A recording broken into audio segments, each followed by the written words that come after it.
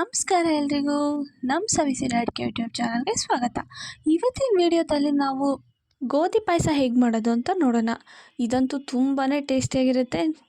ಅದಕ್ಕೂ ಮುಂಚೆ ನೀವೇನಾದರೂ ನಮ್ಮ ಚಾನಲ್ ಫಸ್ಟ್ ಟೈಮ್ ವಿಸಿಟ್ ಮಾಡ್ತಾಯಿದ್ರೆ ತಪ್ಪದೆ ಸಬ್ಸ್ಕ್ರೈಬ್ ಮಾಡಿ ಮತ್ತು ಬೆಲ್ ಐಕಾನ್ನ ಕ್ಲಿಕ್ ಮಾಡೋಣ ಮರಿಬೇಡಿ. ಇವಾಗ ಗೋಧಿ ಪಾಯಸ ಹೇಗೆ ಮಾಡೋದು ಅಂತ ನೋಡೋಣ. ಇವಾಗ ಗೋಧಿ ಪಾಯಸ ಮಾಡೋದಕ್ಕೆ ನಾವು 1 ಬೌಲಷ್ಟು ಗೋಧಿ ನುಚ್ಚು ತೊಗೊಂಡಿದ್ದೀವಿ. ಅದಾದಮೇಲೆ 1 ಬೌಲಷ್ಟು ಕಡಲೆಬೇಳೆ ತೊಗೊಂಡಿದ್ದೀವಿ. ನಿಮಗೇನಾದರೂ ಕಡಲೆಬೇಳೆ ಇಷ್ಟೊಂದು ಬೇಡ ಅಂತ ಅಂದರೆ ಒಂದು ಅರ್ಧ ಬಟ್ಲಷ್ಟು ಕೂಡ ಕಡಲೆಬೇಳೆನ ತೊಗೋಬಹುದು. ಇವಾಗ ನಾವು ತೊಗೊಂಡಿರೋ ಗೋಧಿ ನುಚ್ಚನ್ನು ಒಂದು ಪಾತ್ರೆಗೆ ಹಾಕ್ಕೊಳ್ತಿದ್ದೀವಿ. ಅದಕ್ಕೆ ಒಂದು ಸ್ವಲ್ಪ ನೀರು ಹಾಕ್ಕೊಂಡು ನೆನೆಸಿಟ್ಕೊತಿದ್ದೀವಿ. ಇದನ್ನು 3 ಅವರ್ ನೆನೆಯೋಕ್ಕೆ ಬಿಡಬೇಕು. ನೆಕ್ಸ್ಟು ನಾವು ತೊಗೊಂಡಿರೋ ಕಡಲೆಬೇಳೆನೂ ಅಷ್ಟೇ, ಇದನ್ನು ಕೂಡ ಒಂದು ಬೌಲ್ಗೆ ಹಾಕ್ಕೊಳ್ತಿದ್ದೀವಿ. ಇದಕ್ಕೂ ಒಂದು ಸ್ವಲ್ಪ ನೀರು ಹಾಕಿ ನೆನೆಯೋಕ್ಕೆ ಬಿಡಬೇಕು. ಇದನ್ನು ಕೂಡ 3 ಅವರ್ ನೆನೆಸಬೇಕು. ಇವಾಗ ಒಂದು 3 ಅವರ್ ಆಗಿದೆ, ಕಡಲೆಬೇಳೆ ಎಲ್ಲ ಚೆನ್ನಾಗಿ ನೆಂದಿದೆ.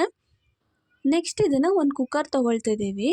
ಈ ಕುಕ್ಕರ್ಗೆ ನಾವು ನೆನೆಸಿಟ್ಕೊಂಡಿರೋ ಕಡಲೆಬೇಳೆನ ಹಾಕ್ಕೊಳ್ತಿದ್ದೀವಿ. ಅದಾದಮೇಲೆ ಇದಕ್ಕೆ 1 ಗ್ಲಾಸಷ್ಟು ನೀರು ಹಾಕ್ಕೊಳ್ತಿದ್ದೀವಿ. ಇವಾಗ ಕುಕ್ಕರ್ ಲಿಡ್ನ ಕ್ಲೋಸ್ ಮಾಡಿ ಇದನ್ನು 2 ವಿಷಿಲ್ ಹಾಕಿಸ್ಕೋಬೇಕು. ನೆಕ್ಸ್ಟ್ ನಾವಿಲ್ಲಿ ಒಂದು 3/4 ಬೌಲಷ್ಟು ಬೆಲ್ಲ ತೊಗೊಂಡಿದ್ದೀವಿ. ಸ್ವೀಟಿಗೆ ಎಷ್ಟು ಬೇಕೋ ಅಷ್ಟು ನೋಡಿ ತಗೊಳ್ಳಿ. ಆ ಬೆಲ್ಲನ ನಾವಿಲ್ಲಿ ಸ್ವಲ್ಪ ನೀರಲ್ಲಿ ಕಾಯಿಸಿ ಹಾಕ್ಕೊಳ್ತಿದ್ದೀವಿ, ಯಾಕಂದರೆ ಕಲ್ಲೆಲ್ಲ ಇರುತ್ತೆ ಅಂತ. ಅದಕ್ಕೋಸ್ಕರ ಇವಾಗ ಒಂದು ಪಾತ್ರೆಯಲ್ಲಿ ನಾವು ತೊಗೊಂಡಿರೋ ಬೆಲ್ಲನ ಹಾಕ್ಕೊಂಡು ನೀರು ಹಾಕ್ಕೊಂಡಿದ್ದೀವಿ. ಇವಾಗ ಬೆಲ್ಲ ಎಲ್ಲ ನೀಟಾಗಿ ಕರಗಿದೆ. ಇದನ್ನು ಒಂದು ಬೌಲ್ಗೆ ನಾವು ಸೋಸ್ಕೋತಿದ್ದೀವಿ. ಆವಾಗ ಇದರಲ್ಲಿ ಕಲ್ಲು ಏನಾದರೂ ಇದ್ದರೆ ಹೋಗುತ್ತೆ ಅಂತ. ನೆಕ್ಸ್ಟು ಇವಾಗ ಕಡಲೆಬೇಳೆ ಎಲ್ಲ ಚೆನ್ನಾಗಿ ಬೆಂದಿದೆ.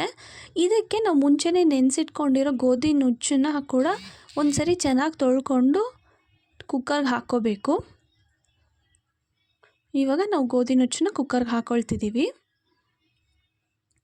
ಇವಾಗ ಗೋಧಿ ನುಚ್ಚೆಲ್ಲ ಹಾಕ್ಕೊಂಡಾದ್ಮೇಲೆ ಒಂದು ಸರಿ ನೀಟಾಗಿ ಮಿಕ್ಸ್ ಮಾಡ್ಕೋಬೇಕು.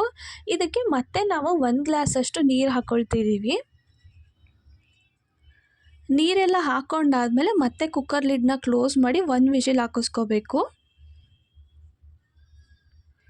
ಇವಾಗ 1 ವಿಷಿಲ್ ಆಗಿದೆ.